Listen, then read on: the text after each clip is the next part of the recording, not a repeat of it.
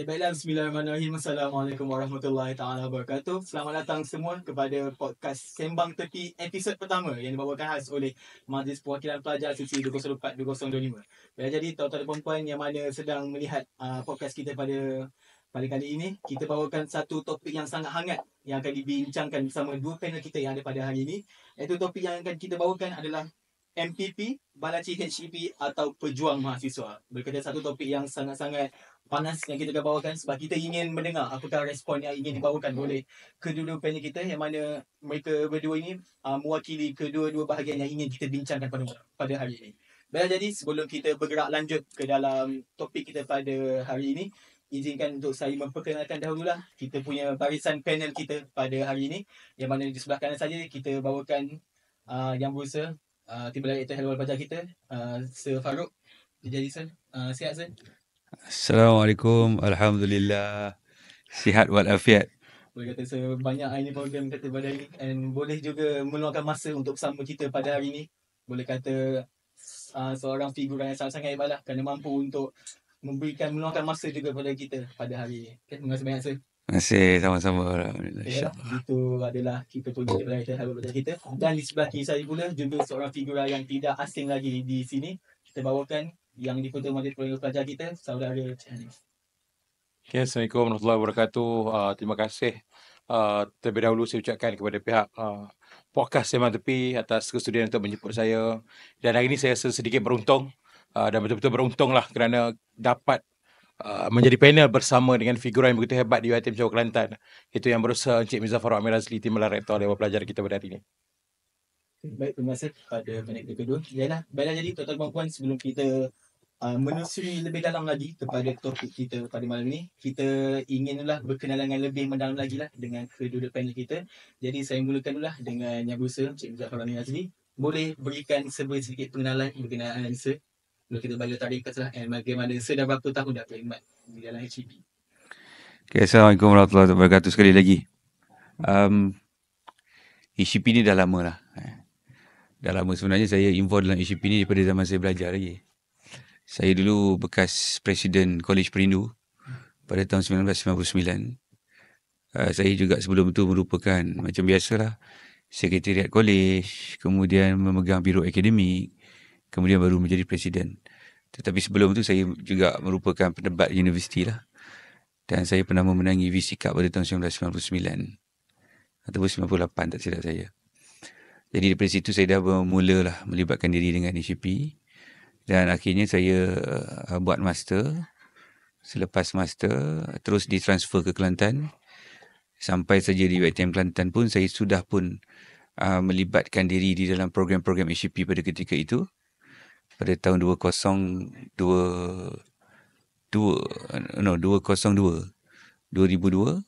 saya dah transfer ke Kelantan dan daripada situ pun saya dah terlibat dengan HEP sehingga kini.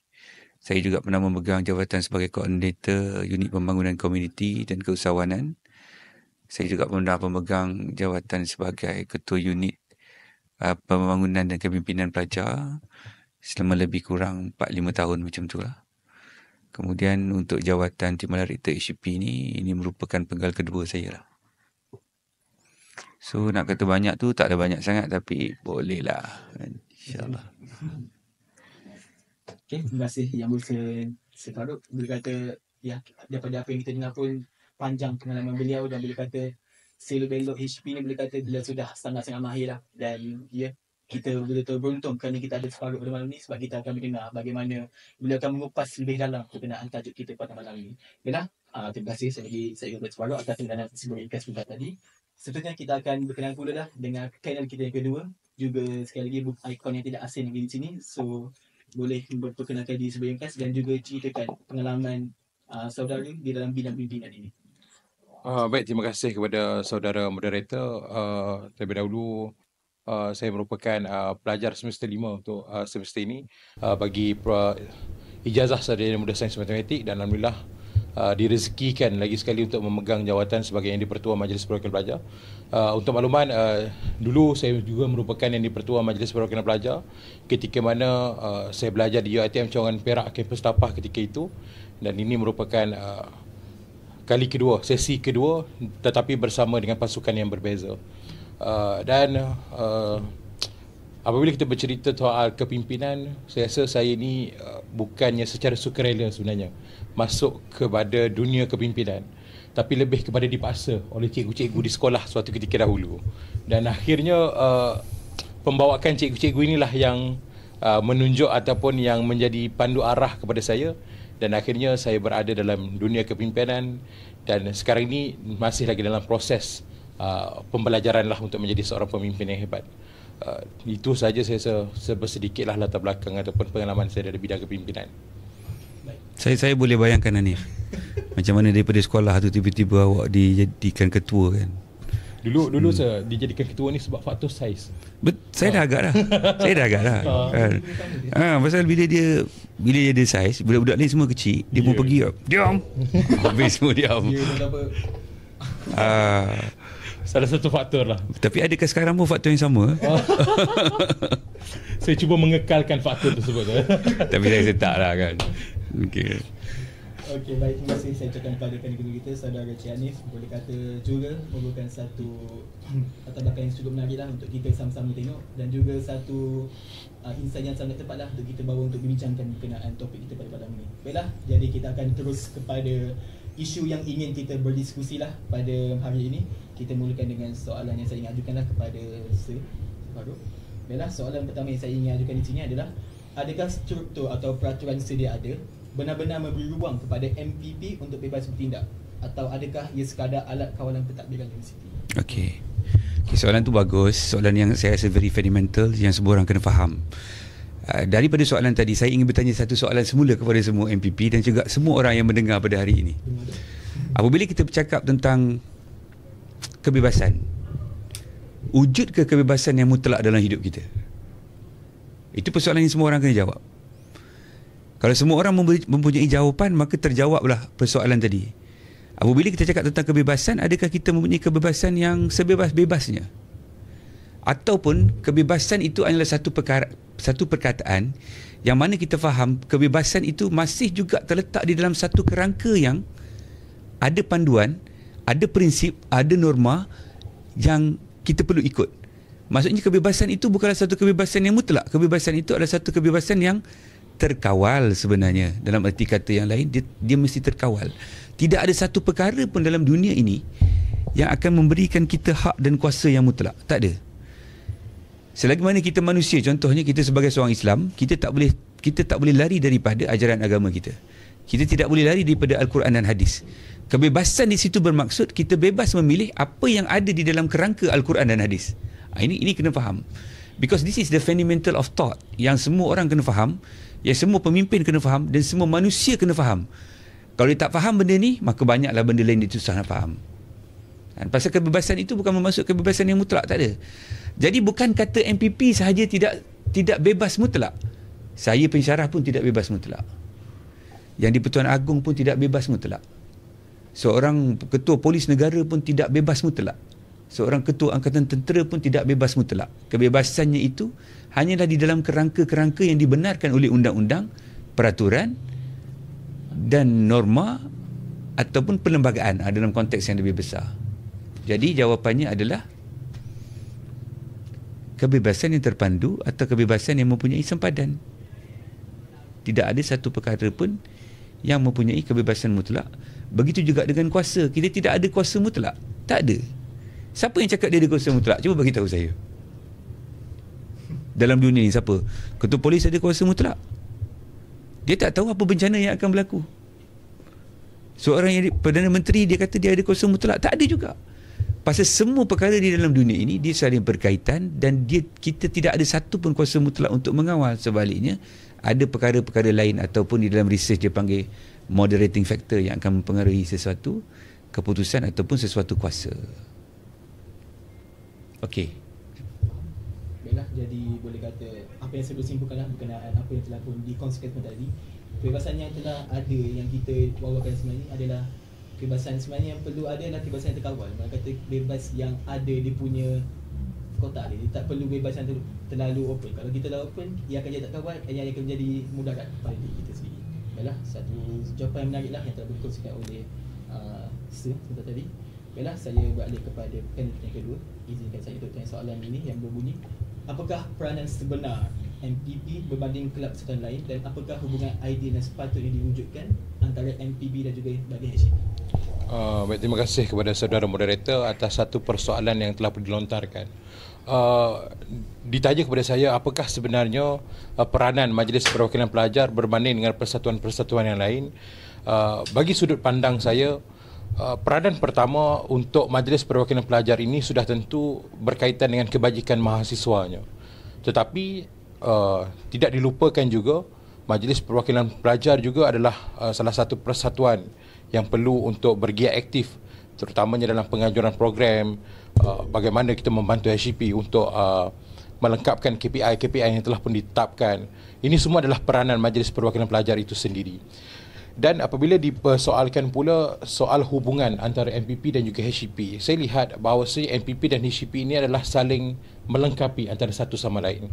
MPP membawa suara mahasiswa, tetapi yang menyelesaikan suara-suara mahasiswa ini, yang menyelesaikan segala masalah-masalah mahasiswa ini bukan MPP, tetapi pengurusan, terutamanya di peringkat bahagian hal ehwal pelajar itu sendiri. Sebab di peringkat awal, MPP ini adalah satu platform untuk kita mengutip suara-suara mahasiswa dan kita bawakan kepada pihak pengurusan. Akhirnya tindakan-tindakan seterusnya itu adalah diambil oleh pihak-pihak pengurusan. Kalau dalam konteks mahasiswa, biasanya adalah Encik Mirza Farouk lah yang akan menjadi insan yang bertanggungjawab untuk menyelesaikan segala suara-suara mahasiswa. Dan kita lihat sebenarnya ramai yang melihat bahawasanya MPP ini tidak menjalankan tugas apabila suatu isu itu tidak selesai dan sebagainya. Tetapi ramai juga yang lupa sudah banyak isu-isu yang telah pun diselesaikan oleh pihak HCP. Dan satu persoalan, kenapa satu perkara boleh memadamkan 10 perkara yang telah pun diselesaikan oleh pihak MPP ataupun pihak HCP itu sendiri. Jadi itulah persoalan saya. Peranan sudah tentu pertamanya adalah kebajikan, dan kalau hubungan idea MPP dan HCP adalah saling melengkapi antara satu sama lain. Terima kasih saudara Hanif atas jawapan yang telah diberikan tadi. Jadi sebelum kita bergerak kepada macam ni saudara moderator, ini pandangan saya lah. Saya setuju dengan apa yang Encik Hanif cakap tu. Tetapi sebenarnya macam ni, apabila kita bercakap tentang punca kuasa MPP, kita kena melihat semula kepada, pertamanya kita kena melihat kepada akta-akta yang berkaitan dengan kuasa MPP. Sama juga apabila kita bercakap tentang, kalau kita bercakap tentang konsep kebebasan. Kalau konsep kebebasan bernegara, contoh kita sebagai seorang rakyat, kita cakap kita bebas. Bebas itu maksudnya apa? Bebas itu bermaksud kita bebas dalam sudut dan definisi yang telah diberikan di dalam perlembagaan. Perlembagaan tu define bebas tu kita macam mana? Apa bebas kita? Kita bebas bergerak, kita bebas beragama, kita bebas bercakap. Tetapi di dalam kebebasan bercakap itu juga ada akta-akta lain yang menghalang kita untuk bercakap semua benda. Contohnya kita boleh bercakap semua benda, tetapi ada perkara-perkara dalam perlembagaan yang kita tidak boleh persoal dan pertikaikan. Jadi ini kita kena faham. Pasal itu dalam jawapan yang paling matang dan mudah di level universiti, apabila kita cakap kebebasan di dalam konteks bernegara ini adalah kebebasan yang merujuk kepada peraturan dan perlembagaan yang ada. Jadi kalau perlembagaan dan peraturan itu menyatakan bebasnya begitu, begitulah. Jadi bila saya nak merujuk kepada persoalan tadi, apakah peranan MPP? Pertama kita kena merujuk kepada 174. Di dalam 174, dia telah menceritakan apakah peranan Majlis Perwakilan Pelajar dan juga persatuan-persatuan lain. Dan kita kena faham, di dalam konsep bernegara dan berpersatuan ini, dia mesti kena ada dua kelompok utama, iaitu pemimpin dan orang yang dipimpinnya, pengikutnya. Dan di dalam konsep kepimpinan itu sendiri pun dia ada banyak hierarkinya. Dia ada Perdana Menterinya, dia ada menteri-menterinya, kemudian dia pergi ke bawah lagi sampai ke ketua kampungnya sampai ke keluarga-keluarganya dan sebagainya. Jadi dia punya pyramid of leadership tu sangat tinggi. Sehingga kita boleh katakan, walaupun kau pemimpin pada masa yang sama engkau juga akan dipimpin oleh orang lain. Pada satu masa engkau memimpin, tapi pada masa satu engkau dipimpin. Memimpin, dipimpin. Pasal itu kita tak boleh cakap bahawa leadership ini adalah satu kuasa mutlak. Pasal sebenarnya you cannot be a good leader without be a good follower. This is what a lot of orator dan juga teoritis dan pakar-pakar, malahan ulama-ulama, pemikir-pemikir juga menyatakan benda yang sama. Nelson Mandela pun saya rasa pernah kata benda yang sama. Yang mana if you want to be a good leader, you have to start with the good followers. Jadi apabila kita bercakap tentang MPP dan kuasa MPP ni, dia sebenarnya bukanlah satu kuasa yang sustain. Dia adalah satu kuasa untuk latihan, untuk pergi berpegang kuasa yang lebih tinggi. Pasal itu ini yang kita kena faham. Pasal itu semua pelajar kena faham, semua rakyat kena faham bahawa tidak ada ultimate leaders. You pemimpin, pada masa yang sama you juga pengikut. Macam saya sekarang lah, kalau kat rumah saya mungkin saya lah ketua, tapi kalau saya dah datang sini, mungkin awak adalah mungkin pengikut, mungkin, tetapi saya mesti kena obey kepada saya punya timbalan, saya punya rektor. Rektor walaupun dia hebat, dia pemimpin satu cawangan, tetapi dia tetap tak boleh lari daripada mematuhi arahan VC. VC memang hebat, 36 cawangan, tetapi dia tidak boleh lari daripada obey kepada menteri. This is leadership and followership concept yang mesti difaham oleh semua orang. Jadi pasal itu apabila kita cakap balik kepada kuasa MPP tadi, yang kita kena faham bahawa kuasa MPP is not ultimate. Kuasa MPP memang dia tinggi, tetapi dia tinggi di kalangan mahasiswa. Tetapi ada kuasa lain yang lebih tinggi daripada dia. Sama juga dengan mahasiswa lain. Dia pun akan berkrisis juga kadang-kadang, bahawa dia kata kenapa MPP ada kuasa tinggi. Dia tak nak pertikaikan pula kenapa dia lebih tinggi daripada orang lain. Dan orang lain pun boleh pertikaikan kenapa you lebih tinggi daripada orang lain. Pasal itu kita kena faham konsep leadership and followership seperti mana yang telah banyak diceritakan di dalam kitab Al-Quran dan juga oleh filosofi yang lain. Bahawa this is very important konsep yang kena faham. Kalau tidak, kita takkan harmoni. Dan saya nampak MPP seperti mana yang Hanif cakap tadi itu, saya nampak MPP bukan sekadar itu, dia lebih besar daripada itu. Tuan-tuan kena ingat MPP dia lebih besar daripada persatuan-persatuan lain. MPP terlibat dalam membuat dasar universiti, yang persatuan-persatuan lain tak terlibat. MPP akan berjumpa dengan VC sekurang-kurangnya, kalau di cawangan kita ni, MPP confirm akan jumpa dengan VC, TNC lebih kurang 2 ataupun 3 kali satu semester. Dia akan jumpa. Dan selalunya kalau VC datang ke universiti, maka mereka lah yang akan berpeluang untuk berkomunikasi dengan VC. Jadi mereka ini bukan sahaja pemimpin yang biasa-biasa, tetapi mereka a part of people yang menentukan dasar universiti yang berkaitan dengan pelajar.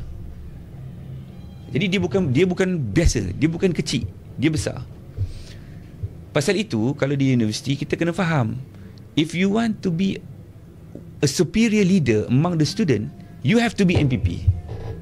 It's not a choice, you have to be, if you want to be the powerful one. Bukan saya maksudkan awak menjadi pemimpin kelab dan persatuan ni tak power. Yeah, that is good. Itu bagus. Tetapi if you want to menjadi a part of people that membuat dasar universiti, menentukan hala tuju universiti, maka you kena duduk di dalam MPP. Itu saya tak nak cerita lagi benda-benda lain. Kita cuba bandingkan kaedah pemilihan MPP. Adakah dia sama macam persatuan? Adakah dia sama macam JPK? Because MPP ni menang dengan cara voting, vote. Kena berkempen, gambar penuh dekat universiti sebelum bertanding. Kalau kalah nak letak kat mana muka? The risk is very high.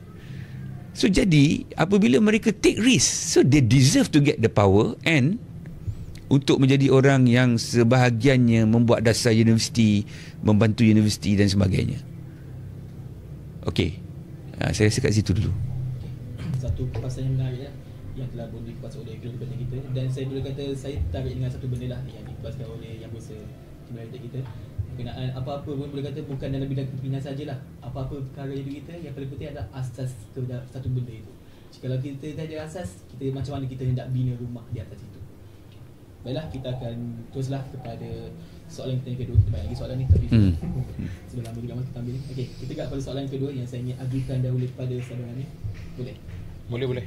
Baiklah, soalan ini boleh kata menyentuh kepada topik kita, iaitu topik podcast kita. Jadi apabila Hanif mendengar topik podcast kita iaitu MPP Balaci HSP ataupun Pejuang Mahasiswa, apakah pandangan Hanif sendiri lah mengenai tomahan yang diberikan mengenai MPP ni merupakan balaci pada HSP ataupun just sekadar mengikut saja apa yang telah ditunjukkan pada HSP? Okay, silakan. Pandangan saya begini, saya petik kembali apa yang telah pun diperkatakan oleh yang berusaha Encik Mirza Farouk sebentar tadi. Dalam ketika mana kita memimpin, kita juga sedang dipimpin. Dan MPP ini adalah satu proses pembelajaran. Dan itulah situasi yang berlaku ketika ini. Bukannya MPP mengikut telunjuk HCP, tetapi sebenarnya HCP ini adalah salah satu badan yang sedang membentuk MPP untuk menjadi salah seorang pemimpin-pemimpin yang hebat. Namun begitu, saya tidak mengatakan bahawasanya MPP tunduk sepenuhnya kepada HCP. Ada perkara-perkara yang kita berbincang, yang kita perselisihan pendapat dan sebagainya. Tetapi dalam konteks kita membawa suara mahasiswa, terutamanya saudara moderator, seperti yang saya katakan sebentar tadi, kita membawa suara mahasiswa dan akhirnya tindakan diambil oleh pihak HCP. Kita melengkapi. Mungkin kerana inilah kita dilihat sebagai satu badan yang menjadi balaci kepada HCP. Sebenarnya tidak. Kenapa kita bekerja rapat dengan HCP? Kerana begitulah catat arif kerja MPP itu sebenarnya. Dan tidak memastikan apabila kita berada rapat dengan sesuatu pihak, kita menjadi balaci kepada pihak tersebut. Tidak. Seperti mana kita lihat bagaimana A kalau rapat dengan B, belum tentu dia balaci kepada B tersebut. Dan saya rasa ini tomahan yang tidak mempunyai asas sebenarnya. Melainkan kami terima sekiranya ada dasar-dasar yang menindas mahasiswa dan kami tidak bersuara ataupun tetap memihak kepada HCP, kami terima sekiranya dilabel sebagai balaci. Tetapi buat ketika ini tiada dasar-dasar yang menindas mahasiswa dan kami juga seringkali membawa suara-suara mahasiswa dan tidak berdiamkan diri. Berlaku banyak orang kata perbincangan, mungkin tidak didedahkan perbincangan itu, perbincangan secara dalaman, tetapi perkara-perkara ini kami tidak dedahkan. Dan mungkin kerana kita tidak menunjukkan hasil perbincangan ataupun kita tidak menunjukkan proses-proses rundingan kita itu, kita dianggap seolah-olah tidak membuat kerja, tidak membawa suara mahasiswa dan akhirnya tiada pilihan lain, mahasiswa melabelkan kita dengan gelaran balaci HCP itu sendiri. Mungkin itulah pandangan saya kenapa rentetan ataupun mengapa isu ini sebenarnya boleh timbul dan boleh keluar daripada suara daripada mahasiswa kita sendiri. Baiklah, terima kasih. Dan saya juga ingin mengajukan soalan yang lebih kurang samalah kepada yang bersedia, sebab boleh kata ini pandangan daripada wakil pelajar kita daripada MPP sendiri. Jadi apakah pandangan daripada saya berkenaan? Okey, dia menarik tu perkataan balaci tu kan. Kalau tuan-tuan rasa di antara balaci dengan hamba mana lebih rendah? Kalau mengikut kalau ikut fahaman kami Gen Z, balaci lah lagi rendah. Balaci lagi teruk lah. Hamba ni tak teruk lah. Hamba okey lagi lah. Hamba abdi bermaruah lah. Hamba abdi ni kira masih bermaruah lah. Bermaruah lah. Balaci ni memang gitu. Sekali hina. Tak, sebenarnya itulah sebenarnya dalam banyak isu kita bermain dengan persepsi. Kalau kita kan sebagai seorang Islam, kita terpaksa, kita memang kita kata kita adalah hamba Allah. Hamba. Tapi apabila kita sebut kita hamba Allah, adakah kita berbangga ataupun kita rasa kita malu bila kita kata kita ni hamba Allah?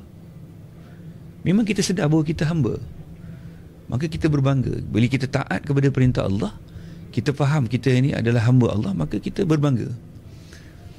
Jadi itu saya rasa permainan perkataan saja. Satu. Keduanya, orang yang selalu menggunakan perkataan balaci ni bagi saya adalah orang-orang yang ekstremis lah, dan kadang-kadang yang emosional. Pasal saya rasa untuk mendefinisikan dan mengaitkan MPP dengan balaci ni adalah kalau pun lah setengah-setengah benda itu kita tidak bersetuju, tapi tak bolehlah sampai kita gunakan perkataan balaci. Dan balaci ni sebenarnya saya rasa perkataan yang off of context, yang sangat beremosi, dan adalah perkataan tu tarnish the image sajalah. Kan saya dalam pengalaman saya dalam kepimpinan pun ada je lah suara-suara yang begitu. Tapi bila kita tanya balik how you want to define balaci, and which part of the case that you can prove that I am Balaci. Sukar juga untuk dia cakap pasal dia pun berdasarkan kepada persepsi dia.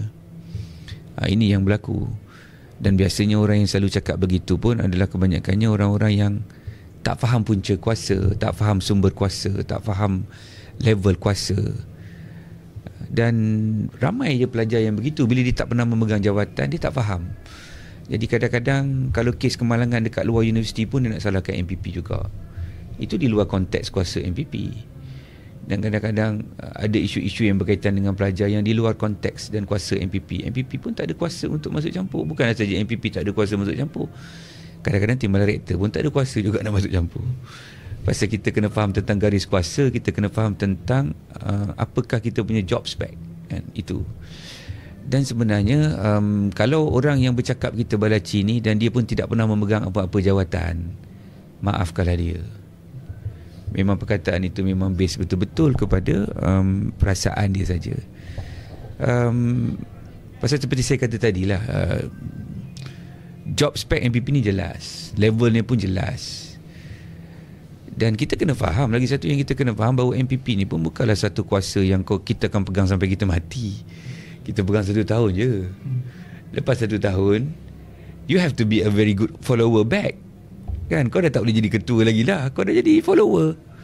Tetapi if you are a reference leader rujukan, kau memang pengalaman, kau bagus, kau pemimpin, besok bila kau turun, adalah orang lain pula datang rujuk pada kita. Abang Hanif ni macam mana nak buat macam ni kalau macam ni macam mana saya nak buat, ni macam saya nak buat. Because you have the experience, you are the source of references, sumber rujukan kepada orang.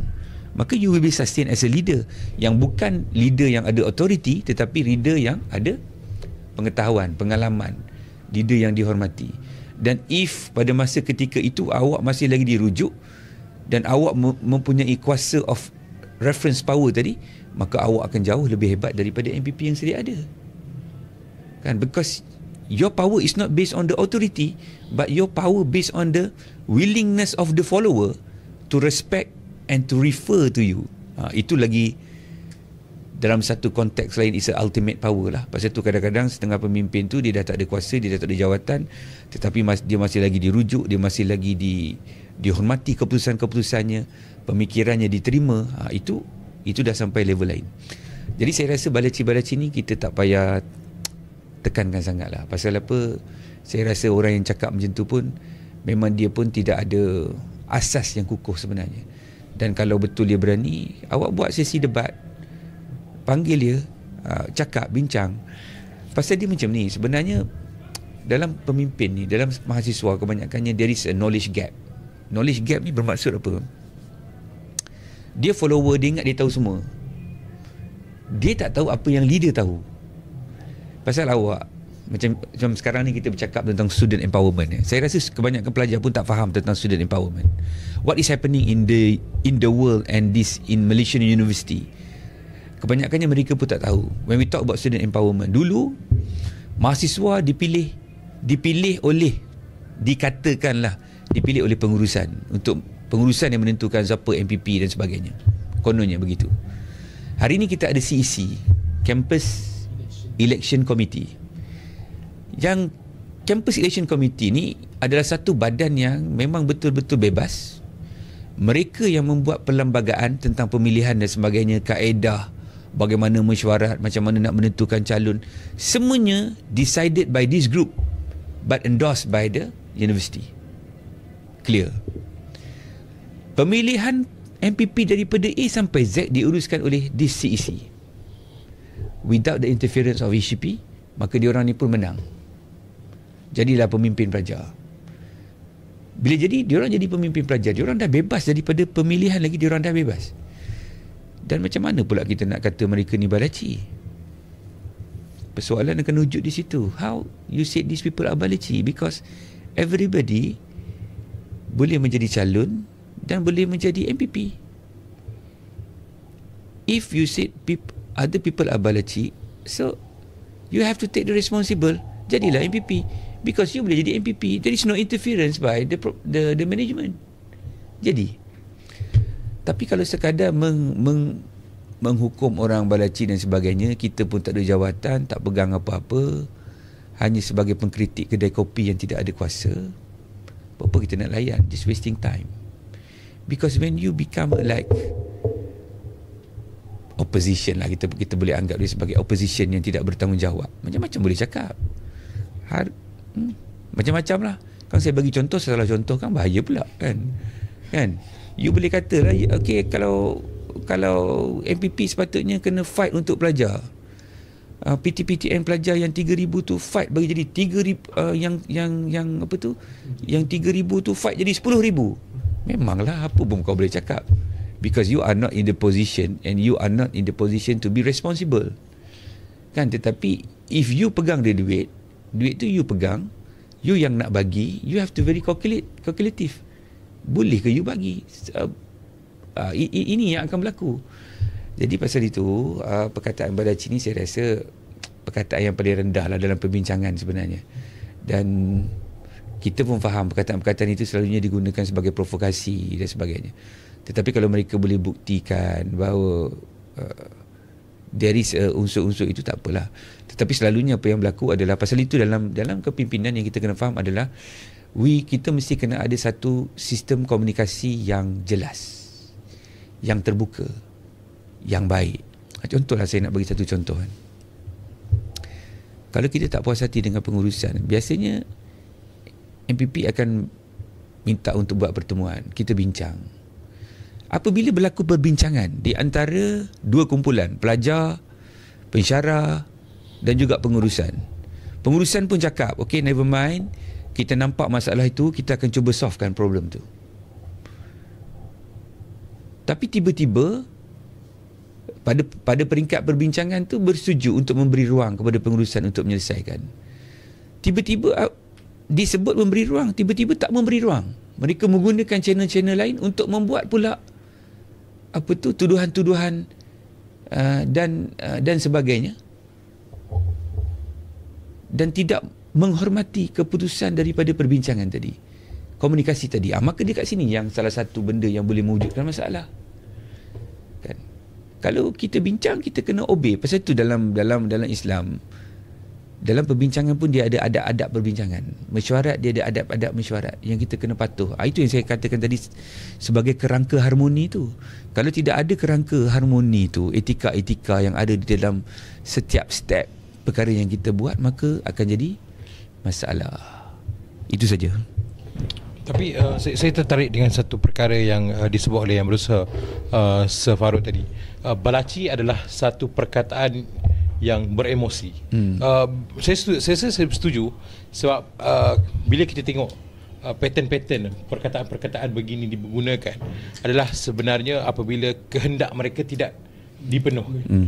Apabila contohlah mereka tuntut untuk ODL dan sebagainya, kita berilah 1,001 sebab sekalipun, selagi mana permintaan mereka itu tidak dipenuhi, mereka akan terus mendesak dan akhirnya akan keluarlah perkataan-perkataan provokasi seperti mana balaci dan sebagainya.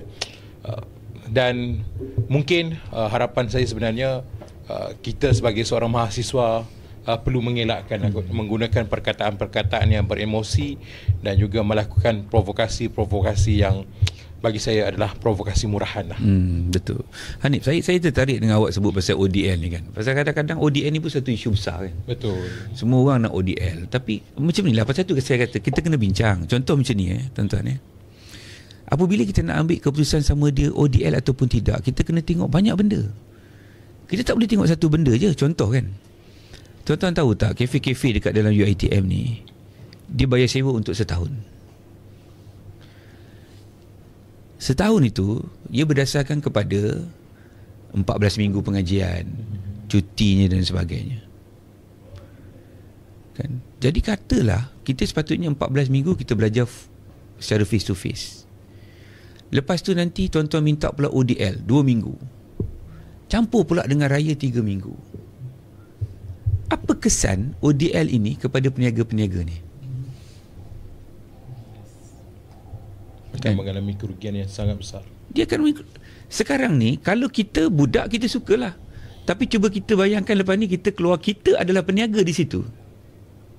Apa akan berlaku? Sakit. Apa kata kalau mak bapak kita yang berniaga kat situ? Sakit, marah lagi tu. Marah pula kan. Tapi macam kenapa kita ingat semudah itu kita sir ODL. Sebab kita bukan berada di tempat dia. Betul. Tapi kita boleh kata. Lepas tu kita kena faham pula di dalam pembangunan kurikulum, tu they have to decide either sepenuh pengajian itu adalah face to face ataupun there are certain kelonggaran yang mana mereka boleh buat secara ODL. Dan they have to fix kepada lesson plan tersebut. Pensyarah pun dia tak boleh nak mengajar ikut suka-suka dia. Okey, minggu ni saya nak ODL, boleh ODL. Minggu depan saya tak nak ODL. Tak boleh. Dia mesti kena ikut lesson plan. Kenapa lesson plan tu begitu? Pasal lesson plan itu adalah asas kepada pemantauan. Bila ada lesson plan, orang yang memantau dia tahu minggu ni face to face. Dia pergi mesti kena ada face to face. Bila tak ada face to face pada minggu tu, itu yang akan jadi problem. Kenapa jadi macam tu?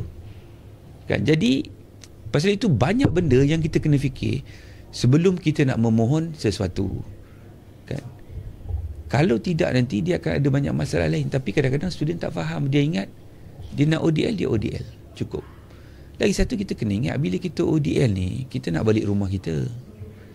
Kita seorang je nak balik. Tuan-tuan tahu tak? Bukan semua pelajar dia suka balik rumah. Dan semua pelajar bukan suka balik rumah. Ada setengah pelajar yang dia mungkin ada masalah-masalah tertentu yang dia tak nak balik rumah.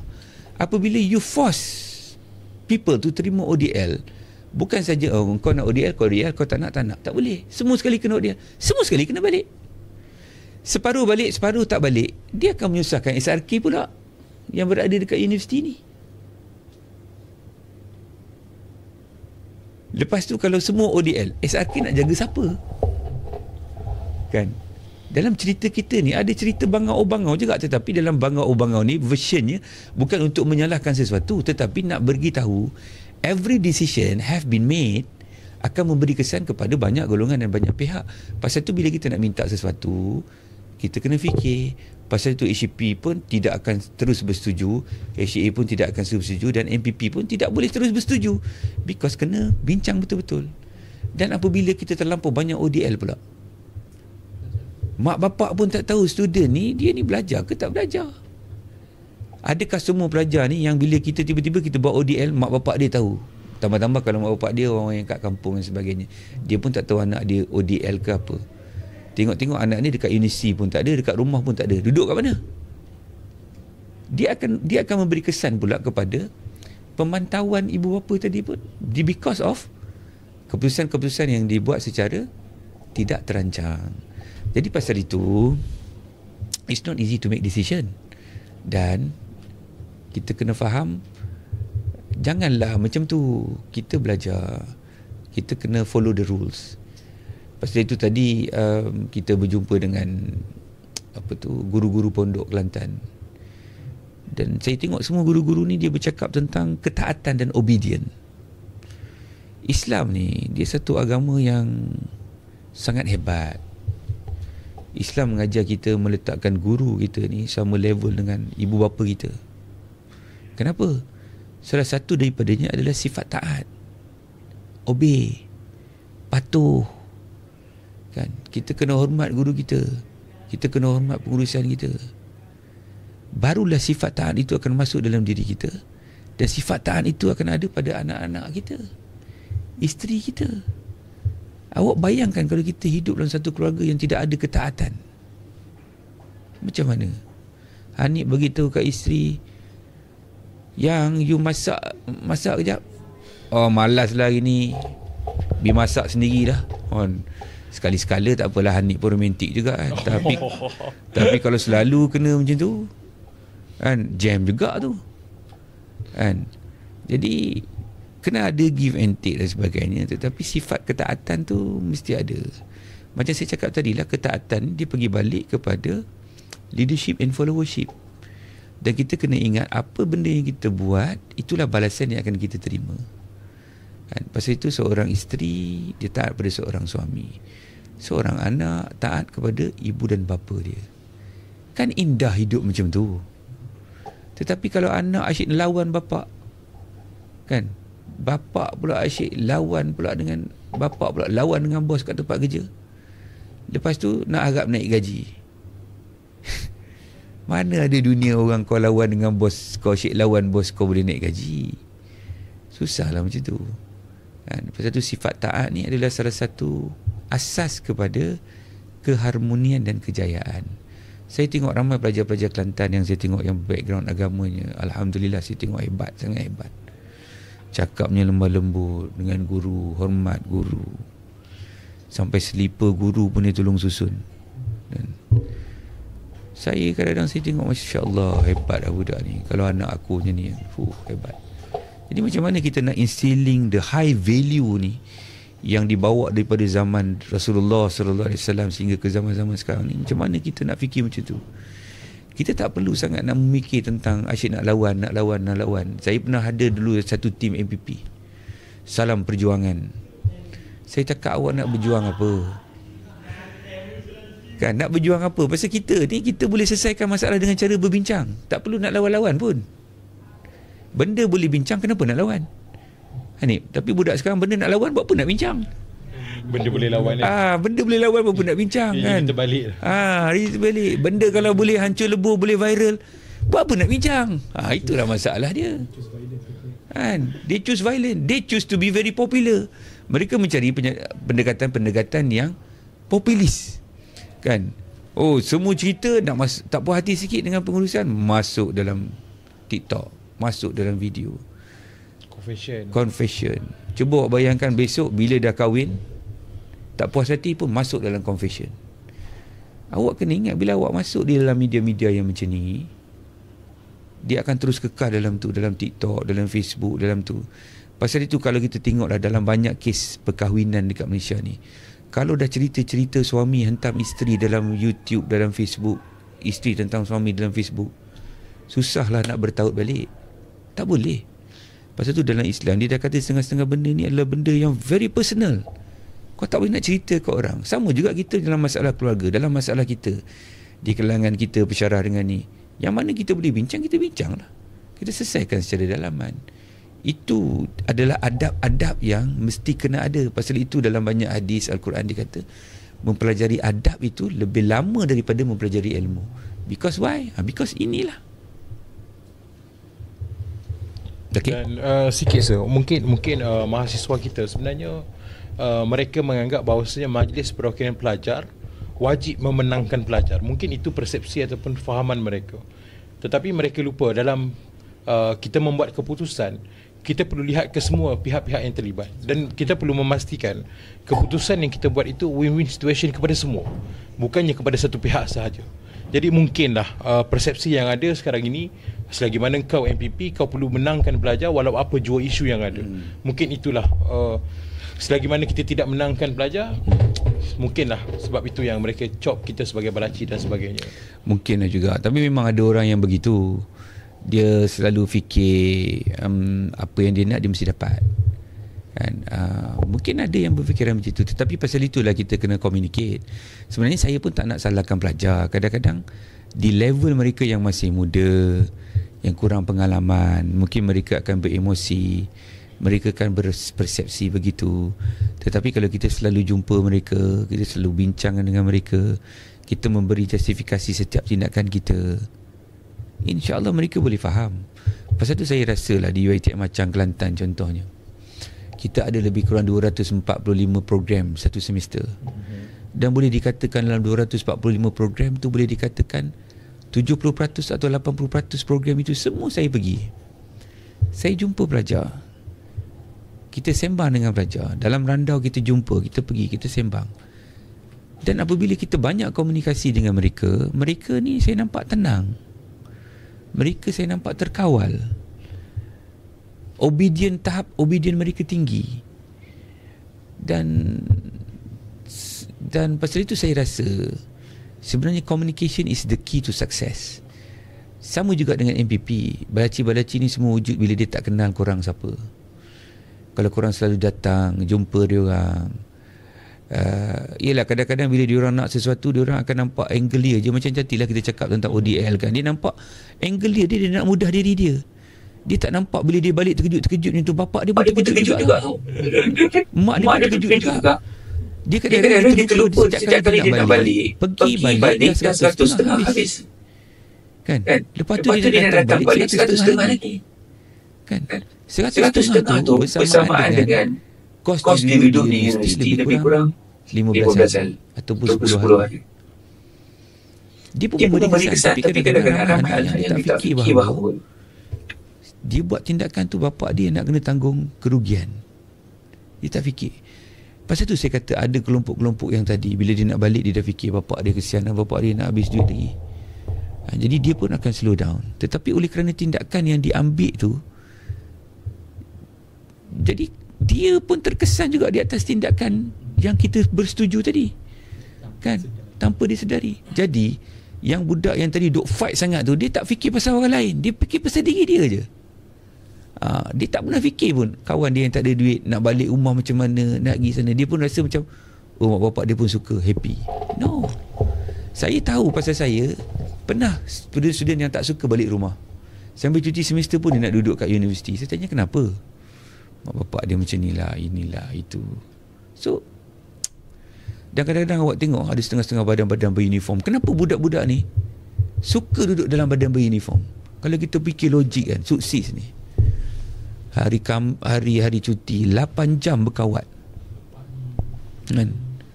8 jam berkawat. Tapi percayalah, budak-budak yang 8 jam berkawat ni, dia tak akan panggil awak balaci. Dia tak akan panggil. Because dia sendiri pun ada leadership spirit dan sebagainya. Dan dia tahu it's not easy to become a leader. Dia faham. Yang selalunya saya tengok yang tak pegang jawatan, ini yang suka bagi cakap benda-benda pelik-pelik ni, saya nampak. Aku setuju kan. Cuma ada satu benda lah Cik main kat fikir. Boleh kata dengan bagaimana kita sekarang ni tengah mengupas topik sekarang ni, boleh kata macam kebanyakan daripada pelajar-pelajar ni kita tidak mengetahui bagaimana perkara ini dilakukan. So macam antara benda yang saya nampak yang mana susah tu lagi ialah kita kena educate orang. Jadi apakah antara macam langkah yang boleh kita ambil daripada mungkin pihak independen, PHP untuk kita educate student yang boleh kata tidak involved dalam leadership ni, supaya orang pun tahu macam mana sebenarnya proses mungkin boleh kongsi. Okey, ini yang sebenarnya kita di Kelantan duk berfikir. Kalau tuan-tuan tengok kita di Kelantan ni memang, saya tak tahulah, mungkin Hanif boleh komen pasal dia pun daripada cawangan lain dulu. Pasal tu kita dekat sini kita selalu force setiap kita clear. Saya rasa semua orang clear ada berapa persatuan. MPP semua tahu ada berapa persatuan UiTM. Dan mungkin MPP di negeri lain dia tak tahu pun ada berapa persatuan dekat cawangan dia. Dan kita very clear, setiap kita ada 75 persatuan. Setiap persatuan akan ada 15 AJK. Dan di bawah AJK tu kita dah tahu semua mesti kena ada sekretariat dia. Lagi banyak sekretariat, lagi kuat organisasi tu. Lagi kurang sekretariat, lagi kurang organisasi tu. Dalam masa yang sama, sebenarnya kita dah plan satu tim. Maksudnya kita ada satu tim yang kuat, kita ada satu tim successor. Pasal tu kita nak dia leadership dalam kelab ni dia macam piramid sistem. Dia ada 16 atas, dia ada mungkin 30 bawah, dia ada 60 kat bawah. So bila dia ada 60 kat bawah, maka pilihan untuk dia naik 16 nanti tu lebih besar dan lebih kompetitif, dan yang akan naik tu akan jadi lebih power. Satu. Yang keduanya, bila kita besarkan piramid yang dekat bawah ni, maka akan ada lebih banyak peluang untuk lebih ramai pelajar involve di dalam penglibatan dalam organisasi dan persatuan dan sebagainya. Percayalah, apabila pelajar-pelajar ni dia start bekerja, dia akan kurang mengkritik. Pasal dia tahu nak buat kerja bukan senang. Nak mengkritik memang senang, tetapi kritik tak selesaikan masalah. Kerja yang selesaikan masalah. Jadi pasal itu, kalau boleh kita nak besarkan lagi piramid-piramid kat bawah ni supaya lebih ramai yang akan involve. Walaupun begitu, banyak juga persatuan-persatuan kita pun yang agak struggling untuk dapatkan seki dan sebagainya. Walaupun kita punya kelab dan persatuan ni, kita boleh kata dah macam-macam warna lah ni. Yang sukannya ada sukan, yang taekwondonya ada taekwondo. Dan diorang ni semua pun asyik fighting untuk memperkukuhkan. Pasal tu kalau tuan-tuan tengok pada semester ni, saya cuba untuk buat perjumpaan dengan semua ahli kelab dan persatuan. Semua. Kita ada 75. Saya nak jumpa dengan semua 75 yang 16 orang tu. Pasal apa? Saya nak engagement yang lebih dekat supaya mereka lebih faham dan mereka lebih mudah. Saya tengok pelajar-pelajar ni bila saya jumpa mereka, dia punya hubungan dengan saya tu dah lain. Dia berani mesej, dia berani bagi pandangan. Kalau saya tanya dalam grup yang dalam grup tu ada 4-5 orang yang saya selalu jumpa. Maka grup tu, orang yang akan respon dalam grup tu adalah 3-4 orang yang saya selalu jumpa, itulah yang akan respon dulu. Ini menunjukkan bahawa the more you communicate, the more they will respond. Jadi sama. Pasal tu juga MPP pun kena main peranan yang sama. Macam mana nak menyentuh semua pelajar. Pasal tu di Kelantan, kita punya amalan adalah setiap aktiviti persatuan mesti panggil MPP. Dan saya force them untuk panggil. Kerana apa? Supaya saya nak nampakkan inilah. Kita nak faham bahawa engkau kena faham, walaupun kau presiden, kau kena hormat presiden lain. Kau kena hormat dia punca kuasa tadi tu. MPP tu mesti dipanggil. Supaya MPP, masa MPP kau panggil MPP boleh bisik-bisik. Kau boleh bisik-bisik dengan MPP. Apa masalah kau? Apa ini? Apa itu? Apa ini?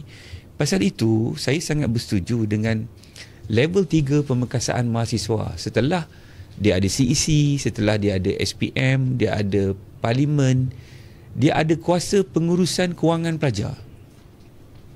Di dalam fasa seterusnya, di dalam student empowerment, yang mana MPP ada kuasa untuk meluluskan 3,000 program-program pelajar dan mencadangkan program-program lain tu untuk diluluskan atau tidak oleh pengurusan.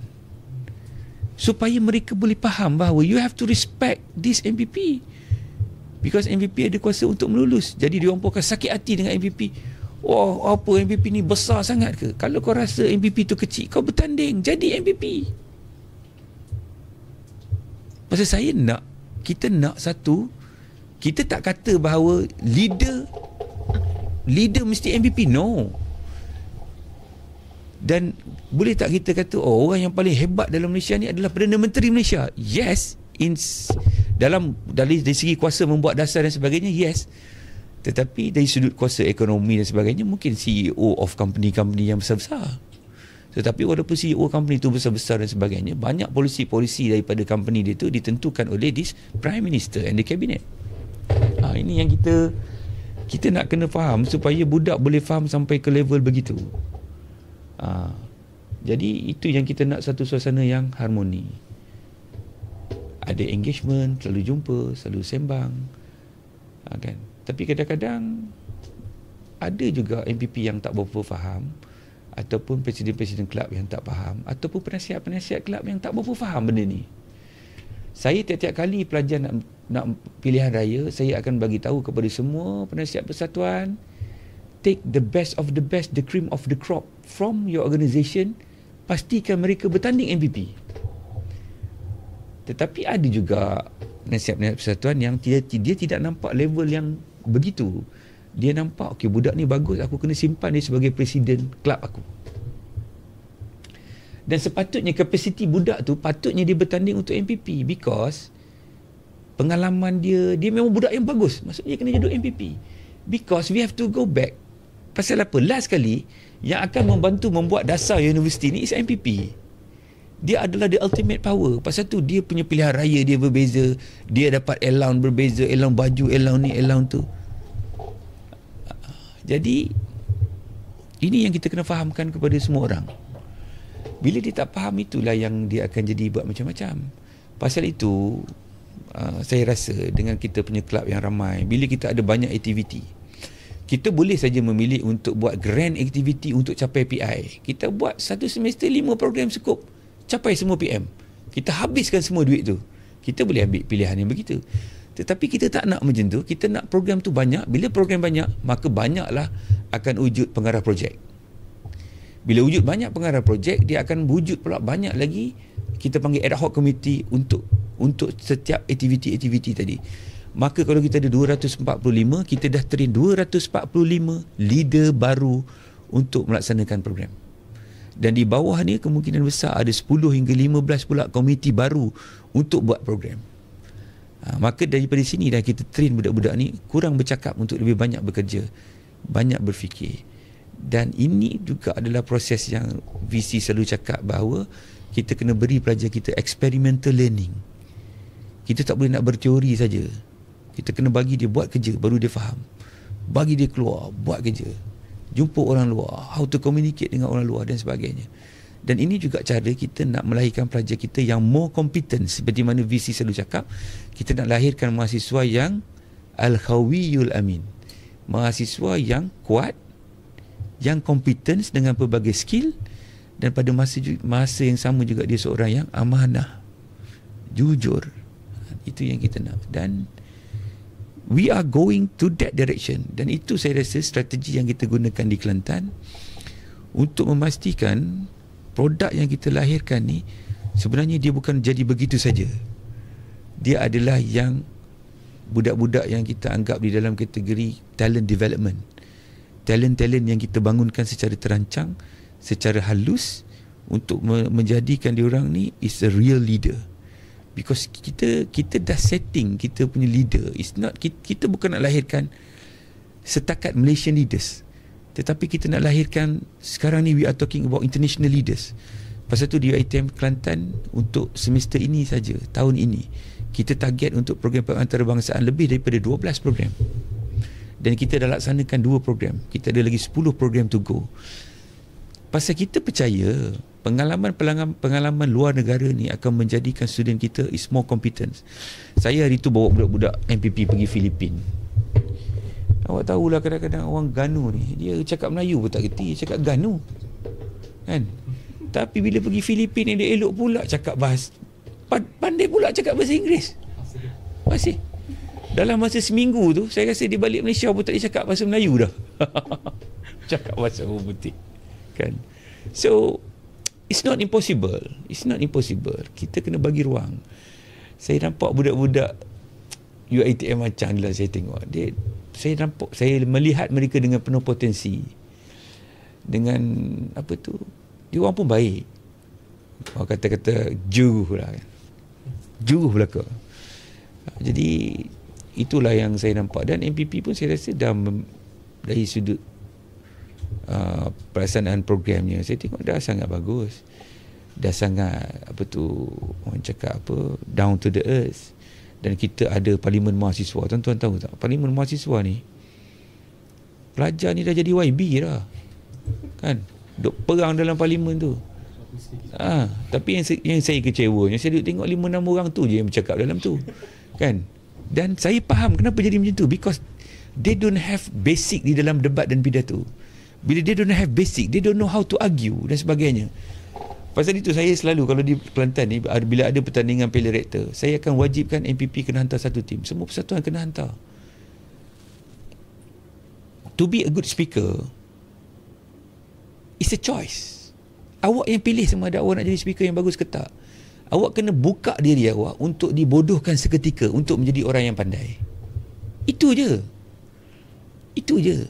Lebih baik bodoh sekarang waktu belajar daripada bodoh besok waktu kerja. It's simple. Letakkan semua jawatan-jawatan kau kat tepi, masuk dan debat.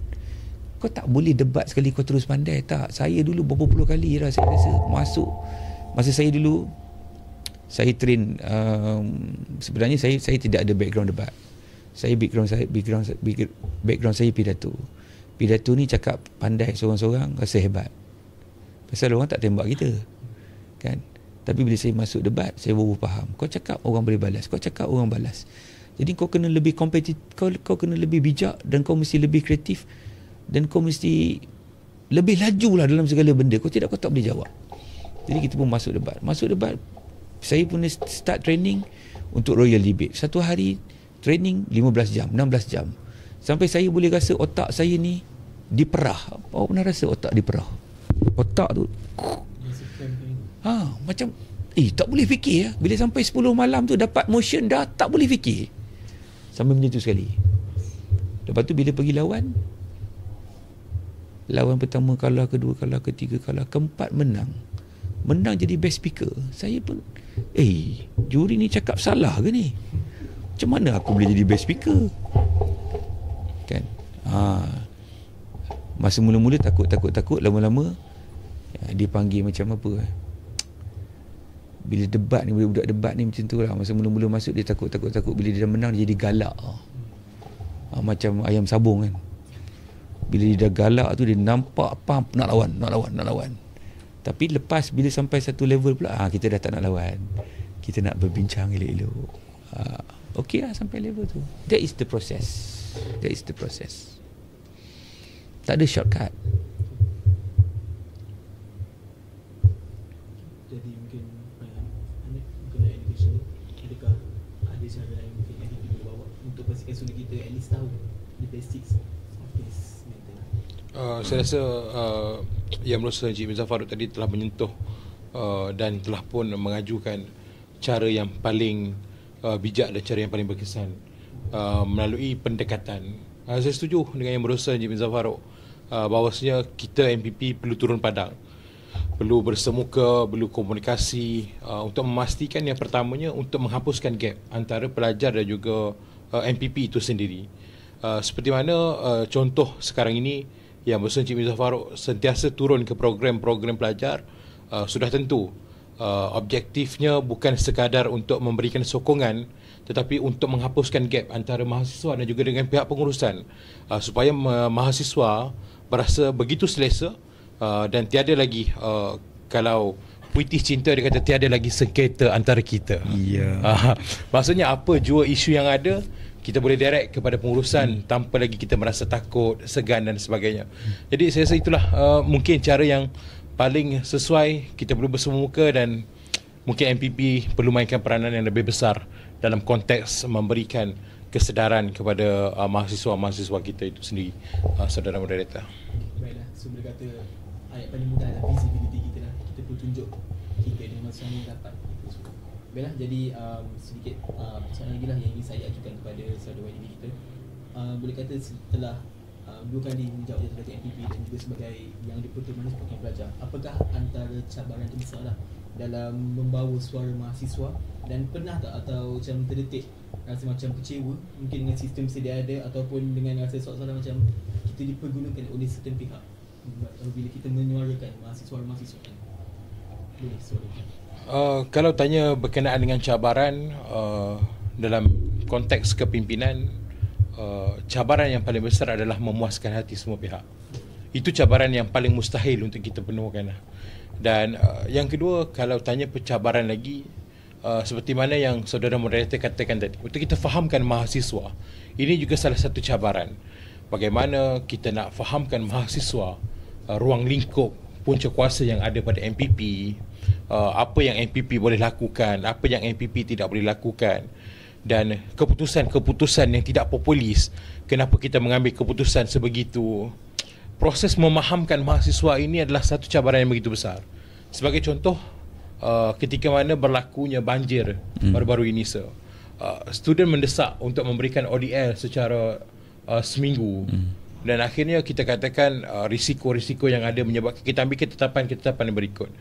Dan dalam proses pelajar mendesak kita, dan kita pula memberi respon untuk memahamkan mereka dengan justifikasi kenapa kita mengambil ketetapan itu.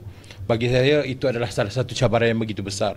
Yang kedua, cabaran yang begitu besar juga adalah untuk bagaimana kita nak kawal damage isu-isu yang viral.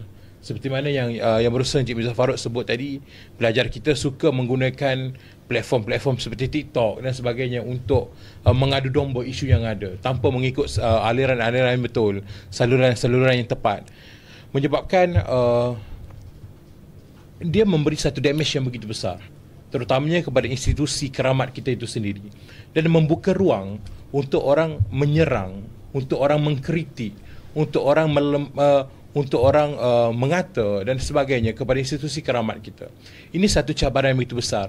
Bagaimana kita nak fahamkan mahasiswa kepada keputusan yang telah kita ambil, bagaimana kita nak didik mahasiswa untuk menyalurkan segala isu menggunakan saluran-saluran yang tepat, dan juga bagaimana MPP itu sendiri boleh mainkan peranan untuk menjadikan sebagai antara mahasiswa dan pengurusan ini sebagai satu kelompok yang harmoni. Saya rasa itulah cabaran yang paling besar sepanjang 2 kali saya memegang jawatan sebagai yang dipertua ini, dan masih lagi kita cuba mencari formula-formula yang tepat untuk kita orang kata berhadapan dengan cabaran-cabaran ini. Baiklah, terima kasih atas kupasan yang telah diberikan, dan sebenarnya tanpa kita sedar kita sudah pun sejam lebih dah. Wow. Kita berdiskusi lah berkenaan topik hari ni. Boleh kata betul rancak kita sudah pun sejam lebih dah kita gerak kan. Boleh kata betul banyak sangat banyak betul lah input yang telah pun kita dapatkan. So jadi kita pun main bekerja masa. So ada lagi beberapa soalan yang ingin saya ajukan kepada kedua panel sebelum kita mengakhiri podcast kita pada hari ini. So jadi soalan lah kepada yang berusaha teman-teman kita, daripada kacamata sendiri lah, adakah kemerdekaan MPP kali ini benar-benar mengambil inisiatif untuk memperjuangkan kepentingan mahasiswa, ataupun lebih banyak bergantung kepada HCP sendiri untuk melakukan satu benda? Saya yakin dengan proses demokrasi yang kita ada. Saya yakin dengan proses pemilihan CEC yang very transparent sehingga awak semua dilantik menjadi MPP.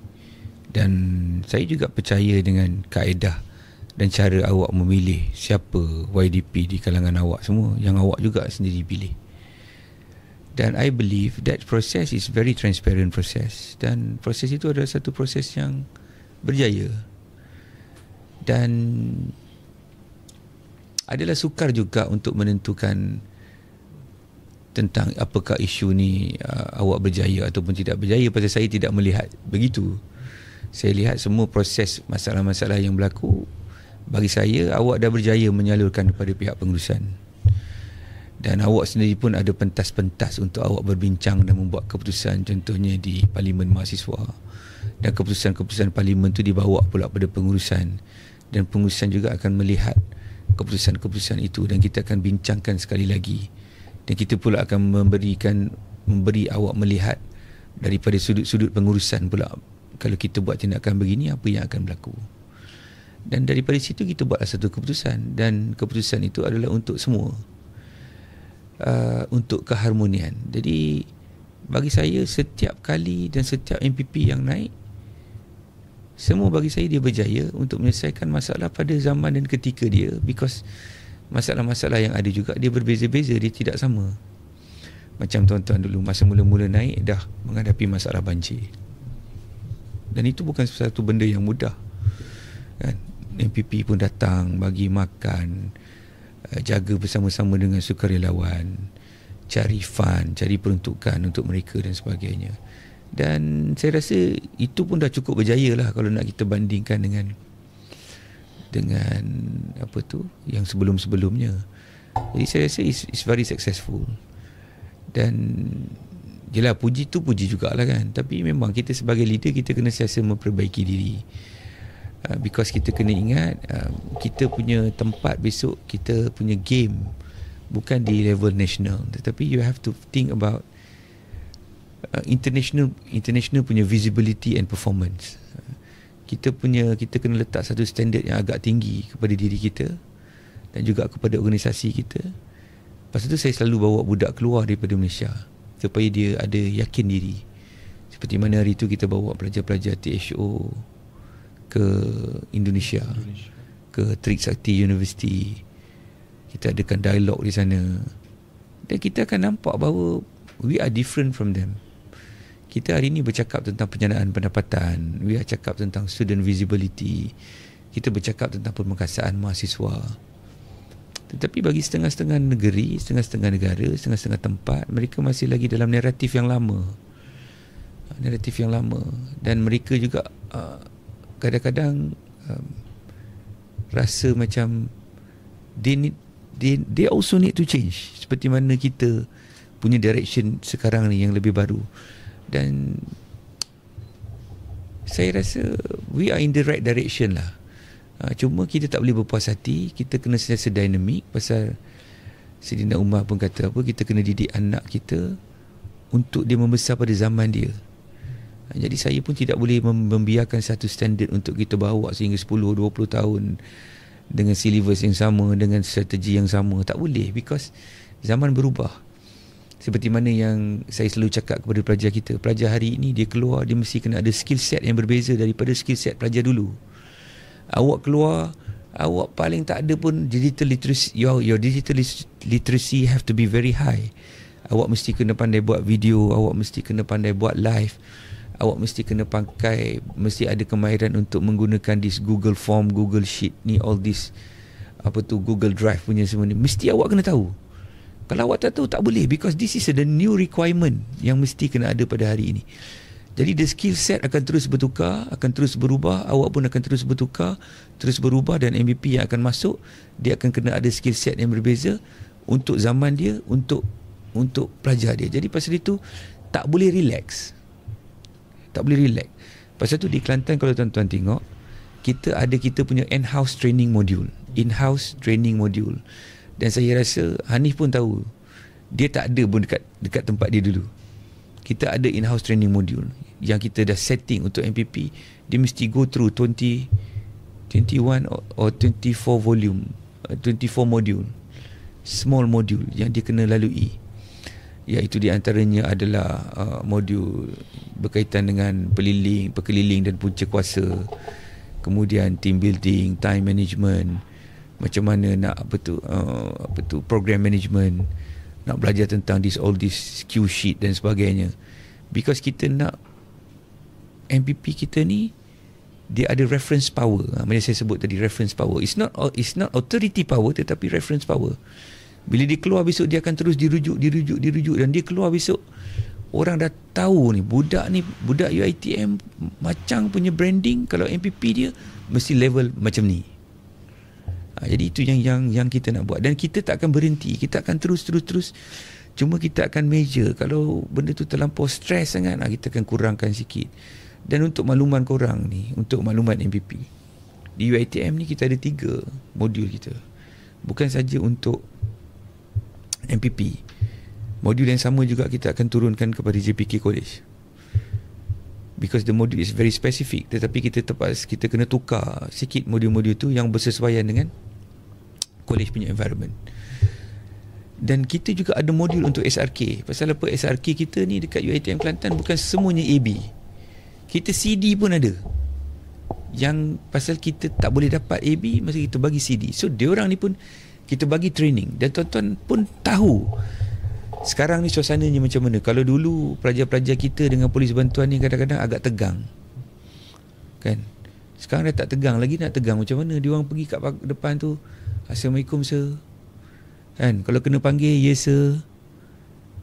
Jadi communication tu pun dah okey. Bila macam ni lah, bila tuan-tuan panggil tu polis bantuan ni dengan perkataan yang sir, dia pun rasa dia macam sir tau. Jadi dia tak boleh layan awak macam dulu, marah-marah, tengking-tengking. Tak ada. Sekarang negotiate, boleh sembang, boleh bincang. Ini yang suasana kita nak bawa ni, suasana kematangan. Dan walaupun kita rasa kita begitu nak matang, tetapi awak kena compare dengan Universiti Melaya yang tidak ada pagar. Dia tak perlu pagar. Budak boleh keluar 24 hours. Maksudnya budak dia tahu macam mana nak gunakan masa dia. Dia mesti kena matang. Ini budak kita tak berani nak letak kat luar lagi. So maksudnya dia rasa perjalanan tu masih jauh. Jadi ini semua cabaran-cabaran yang kita akan hadapi, kita akan lalui. Tetapi pendek kata, kesimpulan yang saya nak bagi tahu bahawa education is very dynamic. It's change from time to time. Your skill set also have to change from time to time. And we di ECP ni, kita hari ni bercakap tentang talent development. Bukan lagi student development, tetapi talent development. Talent development ni kita kena based on what is the basic talent of the student and what can be enhanced untuk menjadikan student ni lebih hebat, lebih power. Dan kita nak lahirkan budak-budak yang ikonik, macam si Hanif ni, kita boleh kata sebagai dia ikonik pasal dia adalah Johan Junior Counselor. apa dia? Yang motivator. Young Motivator. Dia Johan UiTM Malaysia. Dan dia bertanding di peringkat IPTA dan IPTS Malaysia kebangsaan, dan dia ada nama. Itu yang kita nak bawa. Tapi kita nak bawa lagi jauh daripada itu. Macam budak-budak masmed kita yang baru ni pergi pitching di India 5-6 orang. So kita nak perkenalkan dia orang dekat international level. That is the vision of UiTM. Pasal apa? Apabila pelajar ni visible in the international platform, maka automatic UiTM juga akan wujud dan visible di international platform. That's what we do now. Pasal itu 12 kelab pelajar yang nak pergi buat pengantarbangsaan di luar negara, termasuk Mekah, Madinah, Filipin, Indonesia, Thailand, Australia. Kenapa kita nak visibility of UiTM dan visibility of dia? Itu kita punya direction. Terima kasih atas kupasan daripada Anggota Encik Mizaff Farouk. Dan boleh kata kita pun sudah pun masa sangat mencuri kita lah. Kita sudah pun on air selama hampir 1 jam 15 minit. Dan kita sekarang ni masa pun sudah mencuri kita. Jadi saya ingin ke sesi terakhir lah. Sesi ni saya berikan masa lebih kurang 1 hingga 2 minit lah untuk panel, untuk kita buat sesi. Saya namakan ni sebagai sesi terbuka, yang mana boleh pihak Hanif, MPP ataupun HCP untuk berikan apa-apa kata yang Taham simpan, boleh berikan kepada masing-masing. Okay, so kita start dengan siapa dulu? Saya dululah. Kita mulakan dengan permohonan. Okay. Kok lepas ni akan diluluskan kan.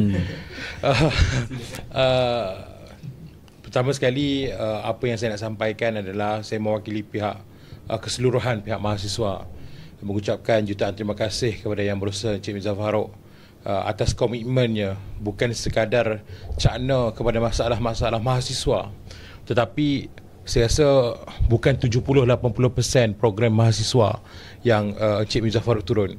Saya rasa 95% ada penampakan, ada kehadiran Encik Mizaff Farouk di program tersebut.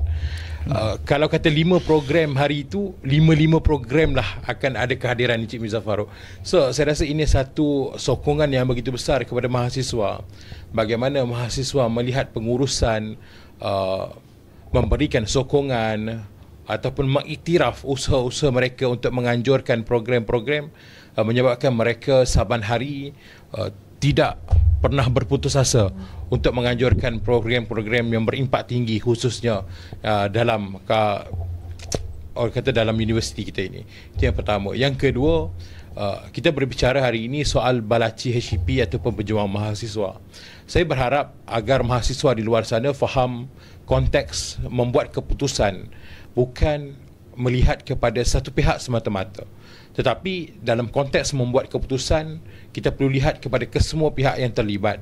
Dan saya rasa satu kenyataan berani yang ingin saya keluarkan pada hari ini, mungkin statement ini saya boleh dikecam ataupun mungkin nama saya naik confession dan sebagainya.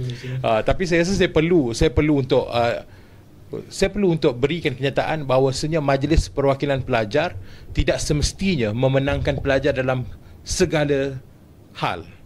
Kerana kita ada keterbatasan kita ada justifikasi kita, dan kadang-kadang kita tidak memilih keputusan-keputusan populis yang akhirnya memberikan satu backfire kepada kita juga.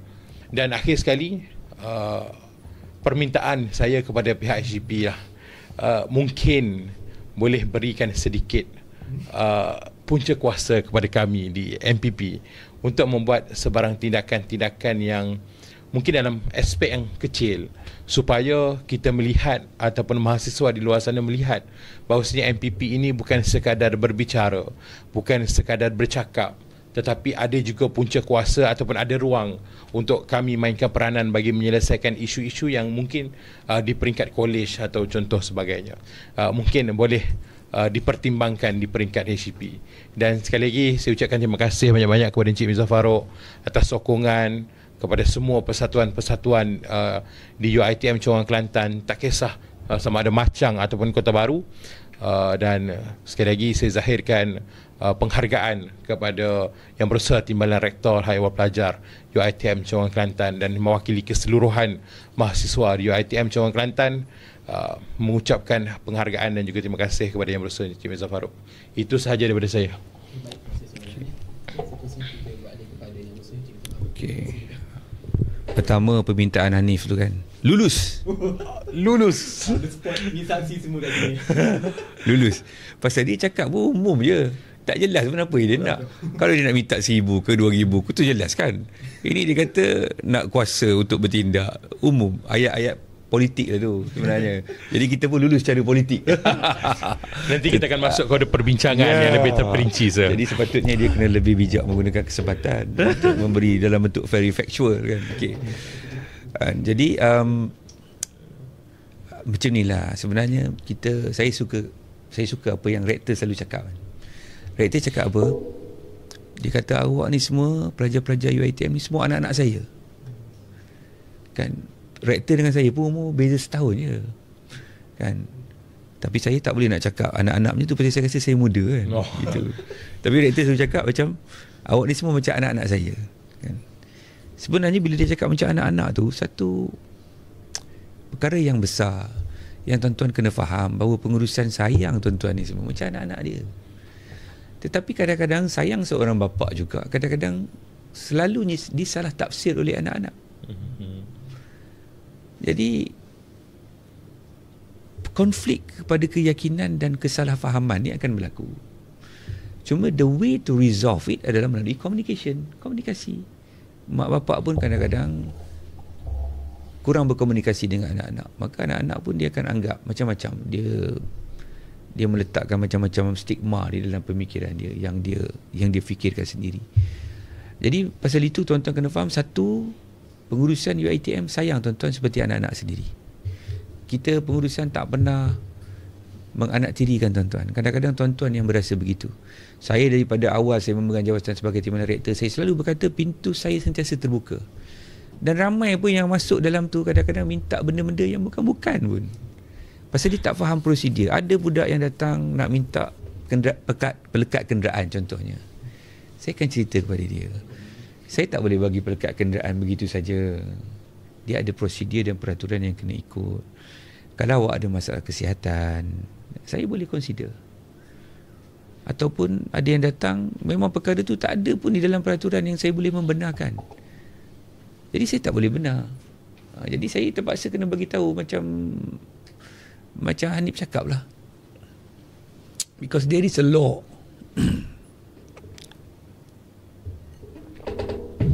Sorry ya.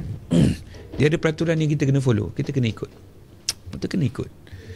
Dan saya rasa kepada pelajar-pelajar yang berada di UiTM Kelantan, you have to use this space. Gunakan peluang tuan-tuan ada kat UiTM Kelantan ini untuk polish yourself. Dalam kehidupan ni, saya ataupun pengurusan tak mampu nak menarik seekor kaldai pergi ke tepi sungai. Kita boleh tarik kaldai tepi sungai, tapi kita tak boleh paksa dia minum air. Ini perumpamaan. Tuan-tuan jangan ingat tuan-tuan kaldai pula. Ni perumpamaan. Nanti ada pula yang keluar dalam confession kan. Nanti kenyataan tu akan di-cut. Ataupun kita bagi contoh lah, kuda lah kan. Okay, kuda. Nanti kata, oh apa kata kami natai ni. Kan, kuda. Kita boleh tarik dia pergi tepi sungai, tapi kita tak boleh paksa dia minum.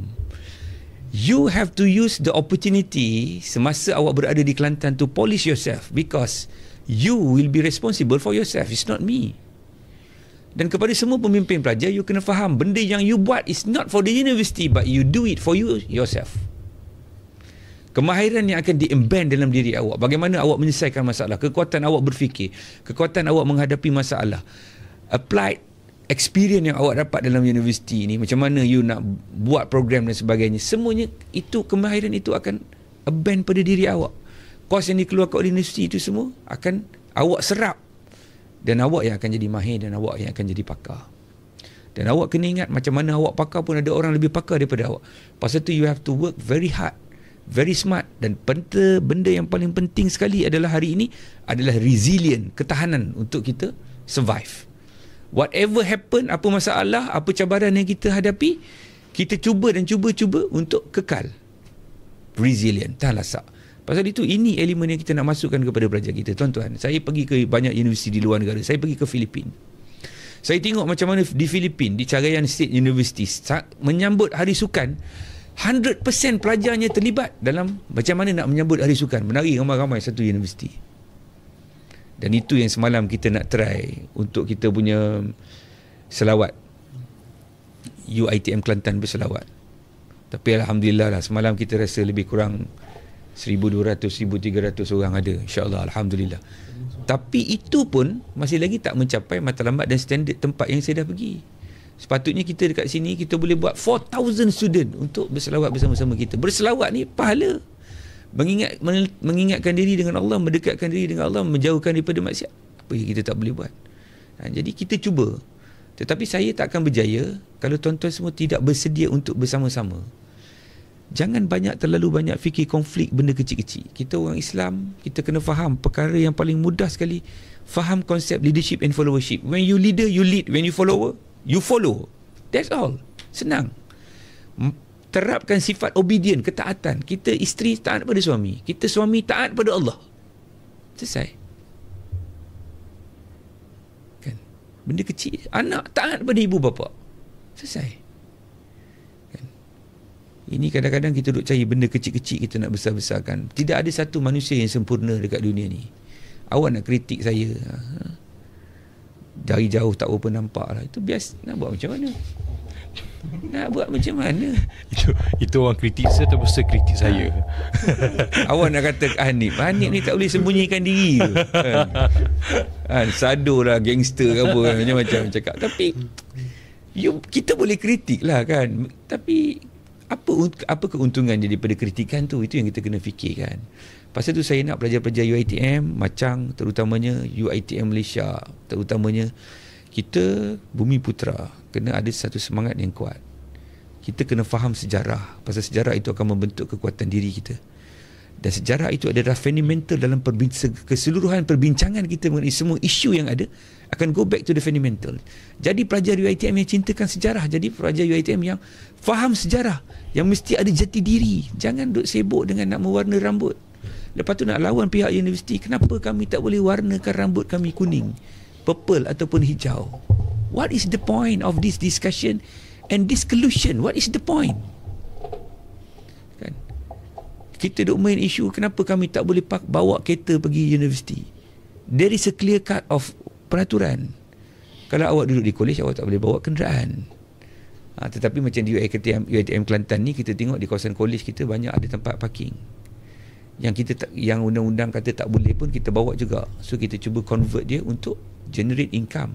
Dan generating income itu bukannya masuk kepada saya ataupun staf-staf HCP. Dia akan masuk balik kepada universiti untuk memperbaiki segala kemudahan-kemudahan, peralatan, dan mungkin a part of it juga digunakan balik kepada pelajar untuk program-program pembangunan pelajar. Kita spend almost 150,000 untuk aktiviti pelajar yang 245 itu setiap semester. Dan kita ada fund pula kepada untuk badan-badan beruniform yang kita bagi dan sebagainya. Jadi tuan-tuan duduk di universiti kena kerja kuat. Kita nak lahirkan mahasiswa yang al-qawiyul amin, bukan main-main. Kerana kalau tuan-tuan main-main, tuan-tuan keluar, jangan salahkan saya, jangan salahkan MPP, jangan salahkan orang lain.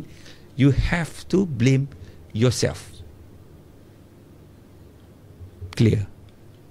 InsyaAllah. Assalamualaikum warahmatullahi taala wabarakatuh. Terima kasih Yang Besar Encik Mirza Farouk. Boleh kata sudah selesai kita punya sesi terakhir, sesi terbuka di antara kedua-dua pihak, di antara pihak MPP dan HCP, dan Alhamdulillah boleh kata kedua-dua telah menyatakan hasrat masing-masing untuk sesi hujunglah podcast kita pada hari ini. Dan setelah 1 jam setengah, Alhamdulillah kita pun sudah sampai ke penghujung episod pertama kita. Dan di sini saya juga ingin merakamkan jutaan terima kasih lah kepada Yang Besar Encik Mirza Farouk dan juga saudara Hanif, satu IDP kita, kerana sudi untuk bersama kita pada hari ini untuk berdiskusi satu isu yang sangat penting lah. Dan saya harap kesemua viewers yang ada di sini yang melihat podcast kita pada hari ini dapat satu jawapan lah yang dapat merungkaikan persoalan yang bermain di fikiran mereka berkenaan adakah MBP ni baik HCP ataupun tidak, ataupun mereka sekadar pejabat mahasiswa.